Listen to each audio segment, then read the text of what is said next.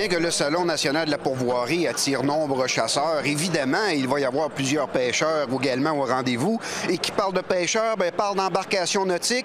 Vous savez, le partenariat qu'on a avec les bateaux Pomerleau. Alors, pour m'en parler, je suis en compagnie de Michael Champagne des bateaux Pomerleau. Salut, Michael. Bonjour, Sylvain. Hey, on a fait des belles chroniques à votre succursale à Sainte-Catherine de la Jacques-Cartier. Maintenant, c'est tout un plaisir de vous voir ici aux Galeries de la Capitale.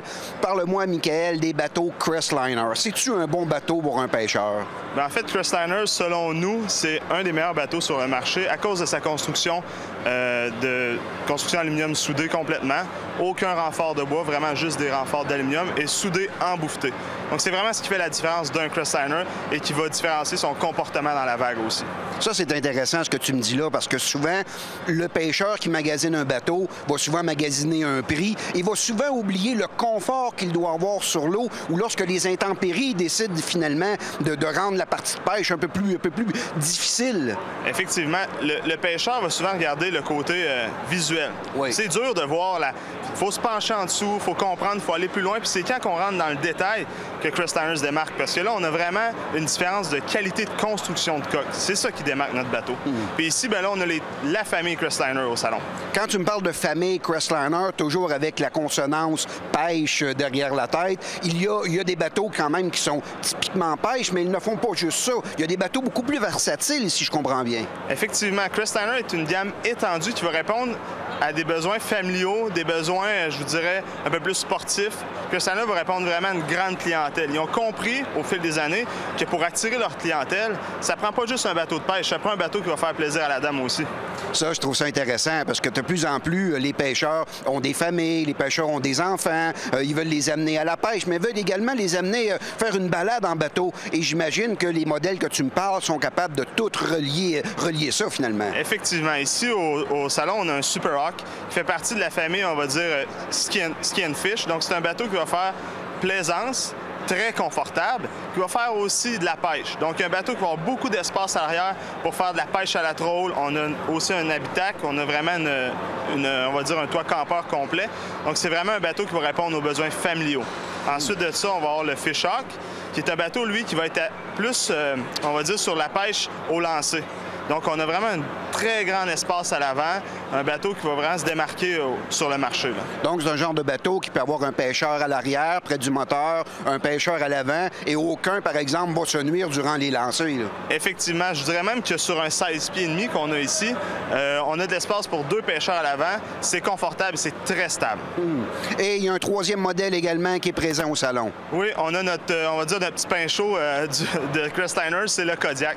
Le Kodiak, c'est une embarcation qu'on vend beaucoup dans le 16 pieds avec une motorisation d'environ 60 forces, qui est le plus haut moteur que l'embarcation peut prendre. Ce bateau-là, c'est un bateau très polyvalent. C'est un bateau de premier acheteur, c'est un bateau de pêcheur de fleuve qui ne veut pas trop investir. C'est vraiment un bateau là, qui fait plusieurs plans d'eau. On parle des gens qui me disent « Ah, moi, il faut que j'aille dans des petits plans d'eau, j'ai pas un gros tirant d'eau. » Mais la Kodiak, là, ça répond à ça. Parce qu'on parle de entre 12 et 14 pouces de tirant d'eau. Même, je te dirais qu'il y en a qui passent dans plus bas que ça. Il faut être plus téméraire. Puis après ça, on s'en va au fleuve sans problème. Il faut juste... Ça dépend à quel point tu es capable de prendre la vague. Bah, j'aime ça quand même comme modèle. C'est très versatile et ça répond à de nombreux besoins des pêcheurs de la grande région de Québec et d'ailleurs, surtout ceux qui sont en bordure du fleuve Saint-Laurent et qui aiment, par exemple, une fois par année, avoir un grand plan d'eau. On parle des lacs Albanel, Mistassini, on parle de ces grands plans d'eau-là et également accessibles dans les petits territoires fauniques. Ah oui, c'est accessible un peu partout. On peut même le propulser avec un engin 9.9, donc on s'ouvre quelques parcs de la CEPAC. Puis c'est aussi une embarcation qui est très spacieuse pour la grandeur d'embarcation parce qu'on a un side console, une console de côté, donc un grand plancher de pêche.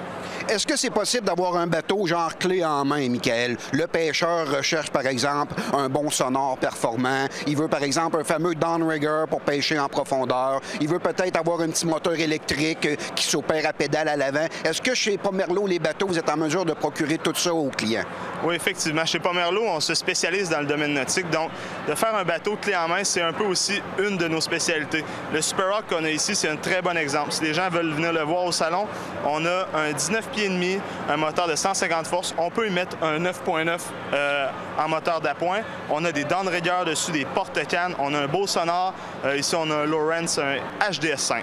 Donc, c'est vraiment un sonore qui va répondre aux besoins de GPS, aussi aux besoins de connaître les fonds marins. Donc, ce bateau-là, il a été fait pour le show, mais quelqu'un qui viendrait et qui nous dirait moi, je voudrais enlever un downrigger, on le fait. T'sais, on personnalise le bateau. L'important là, chez nous, c'est que le client parte satisfait avec quelque chose de clé en main.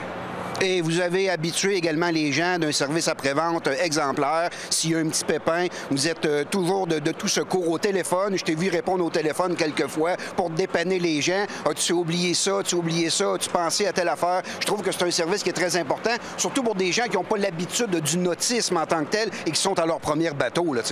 Effectivement, on essaie du mieux qu'on peut. On est une jeune entreprise à Québec. Il faut savoir qu'à Rivière-du-Loup, c'est depuis 1966. Donc, on a l'expertise. On a transmis ça à Sainte-Catherine de la Jacques-Cartier. Puis au niveau du service après-vente, c'est une de nos forces. Les clients chez nous sont satisfaits. Ils nous reviennent, ils nous donnent du feedback, ils nous envoient d'autres clients.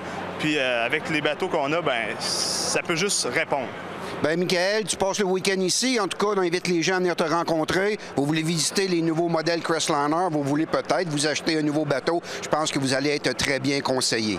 Nous, on s'absente pour une courte pause et tout de suite après, on vous présente notre chasse à l'orignal automne 2013, juste pour le plaisir de vos yeux. Et tout de suite, en conclusion, on vous revient, nous, en provenance du Salon national de la pourvoirie de Québec. Cette chronique vous a été présentée par Port-Merlot Les Bateaux, une entreprise familiale spécialisée depuis 1966.